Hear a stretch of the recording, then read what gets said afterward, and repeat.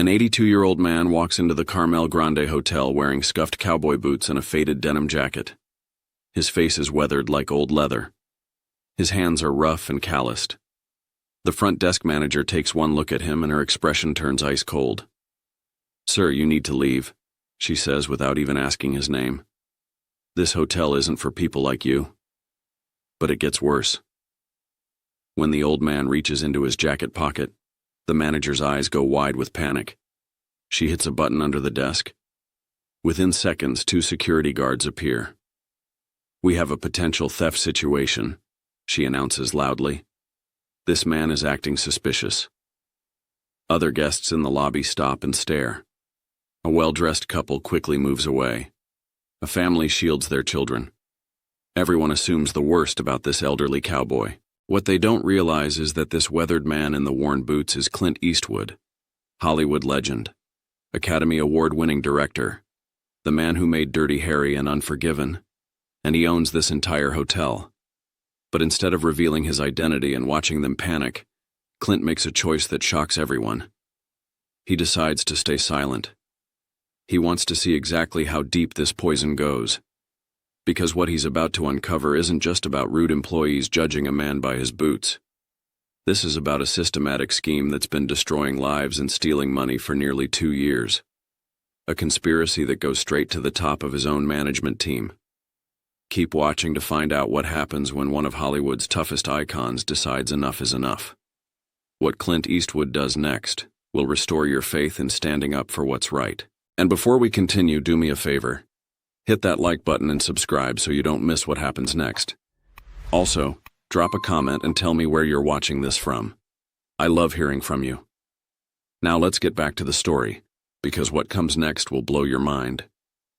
But to understand why Clint Eastwood would even own a hotel in Carmel, and why he'd walk in looking like he just finished working on a ranch, you need to know the story behind the story. A story that goes back 4 years to a promise Clint made to someone he loved. Clint Eastwood has never been your typical Hollywood celebrity. While other actors demanded private jets and million-dollar trailers, Clint drove his own pickup truck to film sets. While they ate at exclusive restaurants, he grabbed coffee at the local diner in Carmel. While they treated crew members like servants, Clint learned everyone's name and asked about their families. At 82 years old, Clint had lived through America's toughest eras. Born during the Great Depression in 1930, he grew up watching his father struggle to find work. His family moved from town to town, sometimes living in apartments with no heat. Young Clint wore hand-me-down clothes and worked odd jobs before he was even a teenager. His father taught him something he never forgot.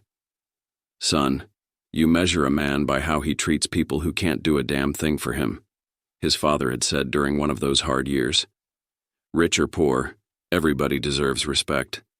The moment you forget that, you've lost your soul." That lesson stuck with Clint through decades of fame, through starring in Rawhide in the 1950s, through becoming a legend in Sergio Leone's westerns, through directing masterpieces like Unforgiven and $1 Million Baby, through winning Academy Awards and standing on stages in front of millions. He never forgot where he came from. This was a man who once gave his entire salary from a film to the crew when production ran over budget, who stopped on the Pacific Coast Highway to help a stranded motorist change a tire, who refused to cut in line at his local coffee shop even when people recognized him. What most people didn't know was that 4 years ago, Clint had quietly purchased the Carmel Grande Hotel. The hotel sat on a cliff overlooking the Pacific Ocean in Monterey Bay. Its Spanish colonial architecture featured white arched walkways and red tile roofs. Cypress trees surrounded the property. On clear days, you could see whales breaching in the distance. But this wasn't just a business investment for Clint. His mother had worked as a housekeeper at this very hotel back in 1952. She'd cleaned rooms and scrubbed floors to help support the family during one of their hardest years. Clint was 22 then, struggling to make it as an actor, and his mother's wages from this hotel had helped keep food on their table.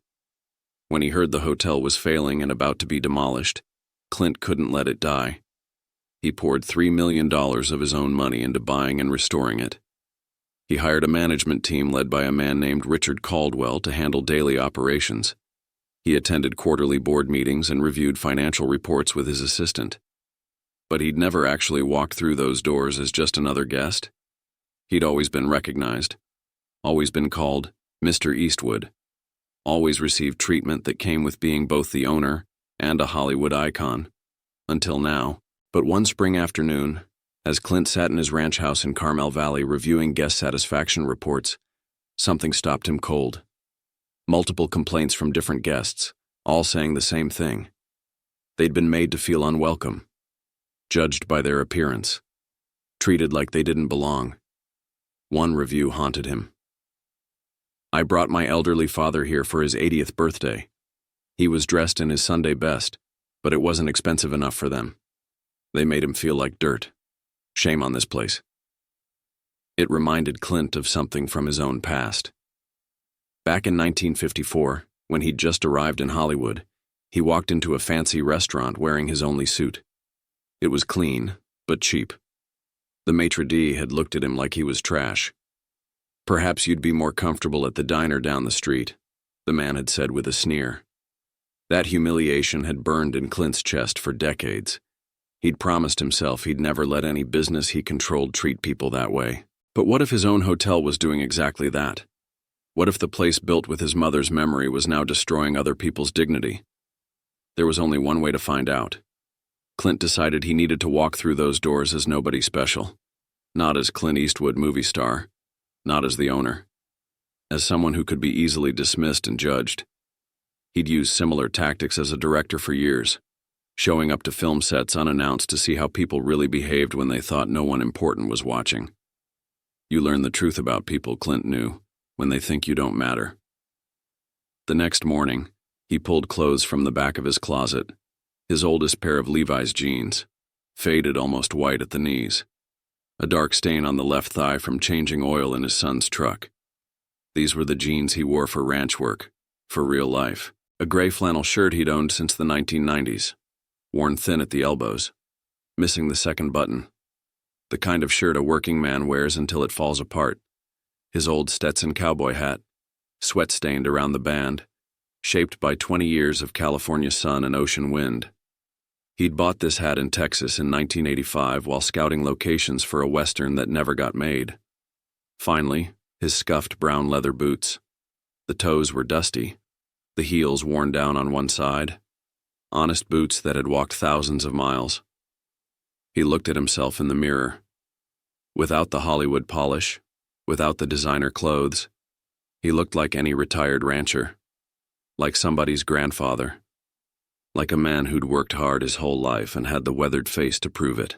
At 82, with silver hair mostly hidden under the hat and a slight stoop in his shoulders from decades of physical work, even people who'd seen his movies might not recognize him. Especially if they weren't expecting him. Especially if they thought someone like him didn't belong. Clint pocketed his wallet but buried it deep, left his phone behind, drove his 1992 Ford pickup truck. At 3:47 p.m. on a Tuesday afternoon, Clint Eastwood parked 4 blocks away from the Carmel Grande Hotel. He walked slowly, like a man his age would after a long day. Like someone with nowhere particular to be. The Carmel Grande Hotel rose before him, white Spanish arches gleaming in the afternoon sun, palm trees swaying in the ocean breeze, luxury cars lining the circular driveway, elegance on display. This was his hotel, his $3 million, his mother's memory. Clint took a breath that felt heavier than it should, and pushed through the doors. What happened in the next 30 minutes would change everything. Not just for the people who were about to judge him, but for Clint himself. Because sometimes the hardest truths are the ones about the things you love most. The lobby of the Carmel Grande Hotel gleamed with quiet luxury. Marble floors from Italy, crystal chandeliers from Austria that ran 40 grand apiece, fresh orchids twice a week, leather furniture chosen because Clint's mother once told him quality should last forever. He walked to the mahogany front desk. A woman in her early 30s stood rigid behind it. Blonde hair pulled tight, immaculate black suit, cold professional smile. Her name tag read, Jessica Hartman, front desk manager. "Good afternoon," Clint said, his gravelly voice unmistakable to anyone who'd ever seen Dirty Harry. Jessica didn't recognize it, or didn't care. Her eyes scanned his boots, jeans, flannel, calloused hands, then his weathered face beneath the old Stetson. What flashed in her expression wasn't recognition, just disgust. "Can I help you?" she asked, tone dripping with "You don't belong here." "I was hoping to get a room for the night," Clint replied. "We're fully booked, sir." Clint glanced at the electronic keyboard behind her, dozens of green lights blinking availability. "Looks like you've got rooms," he observed calmly. Jessica leaned forward. "We don't have rooms in your price range." A pause. "They start at $650 per night. You'd be more comfortable at the Monterey Motor Lodge down Highway 1. Another pause, more humiliating. "They have senior discounts." It hit harder than any critic ever had, harder than any Hollywood executive who'd told him he wasn't director material. This was his place, his hotel. "I'd like to speak with your manager," Clint said, voice dropping into that dangerous quiet tone audiences knew so well. Jessica rolled her eyes. "I am the manager on duty, and I'm telling you there's nothing here for you." Clint didn't argue. "I'll wait in your restaurant then." Jessica opened her mouth to protest, but Clint was already walking toward the dining room. At the host stand stood Marcus Chen, same dismissive posture. "Table for one." "Reservations only, sir." "I see 4 empty tables. They're reserved." "All of them? On a Tuesday afternoon?" Marcus crossed his arms. "And we have a dress code. Your attire doesn't meet standards." Before Clint could answer, Jessica returned, this time with 2 security guards flanking her. "Sir," she called loud enough for the lobby to hear, "I'm going to have to ask you to leave." "On what grounds?" "We've had complaints.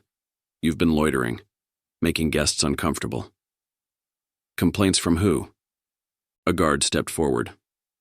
"Leave voluntarily or we escort you." Guests watched, not questioning the treatment. A couple hurried away. A businessman looked relieved. A father shielded his kids as if Clint were dangerous. Then Jessica added almost casually, "We've had issues with people your age trying to use our facilities without paying."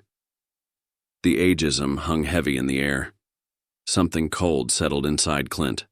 Not rage, but calculation. The same steel focus he used to direct films that shook the country. He'd played this character before. Only this time it wasn't a role. And they had no idea who they'd just pushed too far. Clint held the security guard's gaze. In his movies, this was where justice came fast. But real justice required patience. "I'll leave," Clint said evenly. Jessica looked triumphant. But I want you to remember this moment," he continued. "It's going to matter." Jessica forced a laugh. "Sure, sir. Have a nice day." Clint walked toward the exit, boots striking the Italian marble he'd chosen, passing under the Austrian chandeliers he'd approved.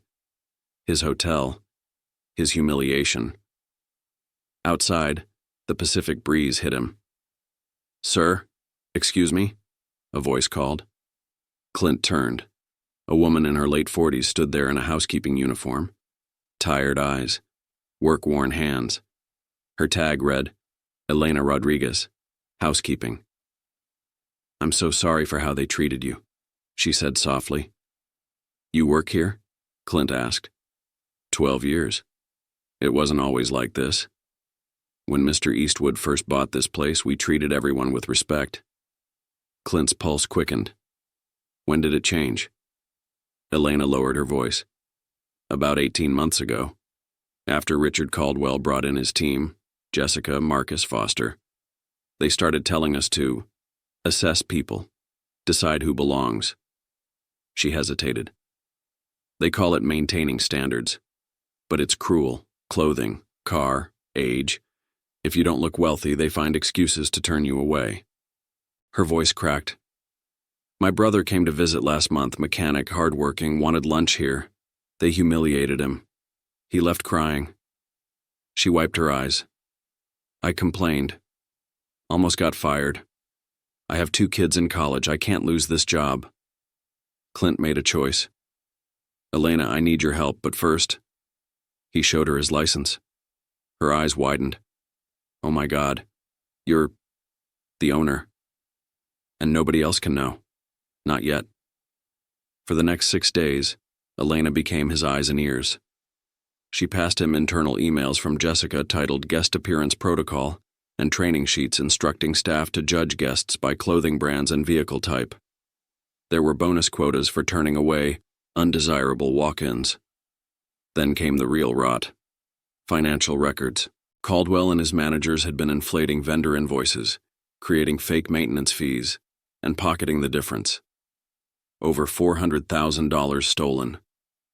The discrimination wasn't just snobbery. It helped hide the fraud by keeping certain guests away and justifying inflated prices. Clint spread the evidence across his ranch kitchen table late one night. He could fire them all tomorrow, could call the police. But his mother's voice echoed. Justice wasn't just punishment, it was fixing the culture. Clint picked up the phone. First call. Maggie, prepare termination docs and criminal filings. Second. Jim, I need fraud investigators at the Carmel Grande. Third. Elena, tomorrow, 8 a.m. This ends now. He looked at a framed photo of his mother in her housekeeper uniform, smiling outside the very same hotel. This one's for you, Mom, he said quietly. At 8:17 the next morning, Clint Eastwood walked back into the Carmel Grand Hotel. This time he wore pressed slacks and a clean button-down. This time his attorney Margaret Stanton walked beside him, and Detective James Walsh stood in full uniform. Elena followed, no longer afraid. Jessica Hartman looked up and went pale. Mr. Eastwood, she stammered. We didn't know. Of course you didn't, Clint said, his voice carrying across the lobby. You didn't bother to see me as a human being. You just saw old boots and made your judgment. Within 10 minutes, Richard Caldwell, Jessica Hartman, Marcus Chen, and David Foster were gathered in the conference room. Staff clustered in the doorway, sensing something big. Let me introduce myself properly, Clint began. My name is Clint Eastwood. I own this hotel. 3 days ago, I walked in dressed like myself, like a working man, and your team treated me like garbage. Caldwell tried to talk. If we'd known it was you, and that's the problem, Clint cut in. It shouldn't matter who I am. Every person deserves basic respect. Attorney Stanton stepped forward with a folder. This goes beyond disrespect. You've been defrauding the hotel for 18 months. $437,000 in false invoices and embezzled funds. She handed the evidence to Detective Walsh. Richard Caldwell, Jessica Hartman, Walsh said, producing cuffs. You're under arrest for fraud, embezzlement, and conspiracy. As they were led out, Caldwell protesting, Jessica crying, Clint turned to the staff. Elena Rodriguez, effective immediately, you're the new general manager. We're going to rebuild this place the right way. Elena's eyes flooded. Mr. Eastwood, thank you. Thank you, Clint replied, for having the courage to do what's right. He faced the room. If you were part of this, speak now. If you weren't, welcome to the hotel my mother would have been proud of. But firing crooks was the easy part. Rebuilding trust would be harder, and it would require something money couldn't buy. 10 months later, Clint stood in the same lobby where he'd been humiliated. Everything looked the same. Same Italian marble, same Austrian chandeliers, same ocean view through the windows. But everything felt completely different.